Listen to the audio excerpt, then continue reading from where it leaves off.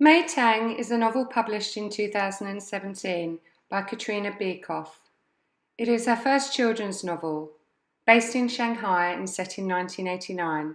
It details the tumultuous events and effects on one family's life following an incident in China on June the 4th of that year.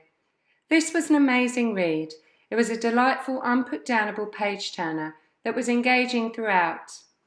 As a migrant to Australia myself, this touched me on a personal level, and I just loved the humorous descriptions of classic Australian things, such as the iconic Opera House, like someone had lined up all different sized snail shells, stuck them together and called it a building, and the white bread with its ugly smear of black topping.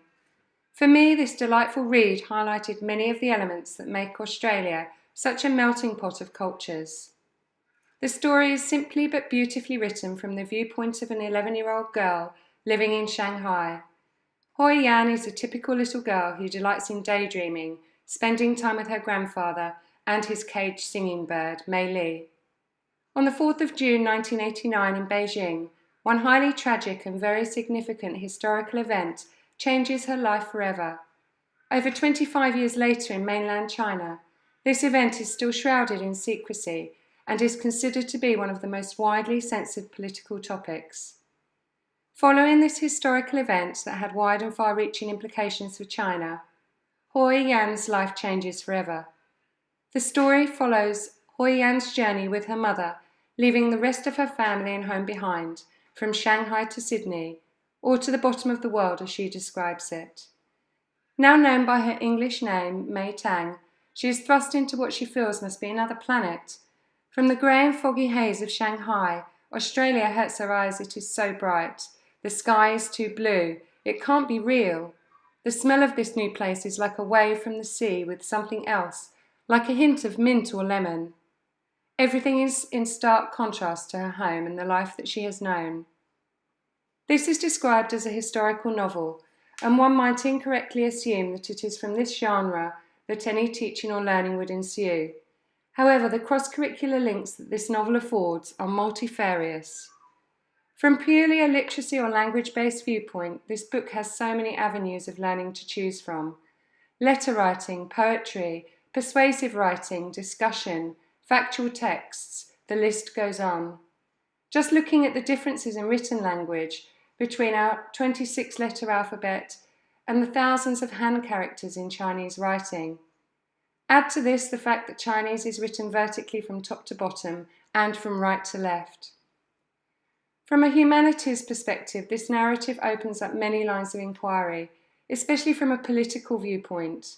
This would be a really meaty topic for children to learn about democracy and governance, in contrast with communist rule in China. The overwhelming and all-encompassing power, military regulation, and control of people's speech in China in comparison to the vast freedoms we are afforded here would open up children's minds to the huge differences and diversity. I wonder what children in Australia would think about the one baby rule. Following on from this, there are many cultural aspects that could be explored. Chinese society is rich in beliefs, customs, wise sayings and superstitions, elements of which flow seamlessly throughout Mei Tang's story. Celebrations such as the Chinese New Year and other cultural traditions that can be traced back in history for hundreds of years would be an interesting and valuable source of contrast and comparison. China's colourful and rich culture makes it an ideal topic for both visual and performing arts, making Chinese lanterns, dragons, New Year decorations, perhaps even learning a traditional Chinese dance or the art of Tai Chi. The links go on and on. Further to this are several essential themes that run throughout the novel relating to personal and social learning. These include bullying, migration, integration and cohesion. Through cross-curricular activities and critical discourse, the integral themes within this simple narrative can serve to challenge children's own personal understandings and meanings. This offers opportunities for children to critically question how they view their own place in society and how they view the place of others in society around them, both in their own classrooms, schools, and the wider community.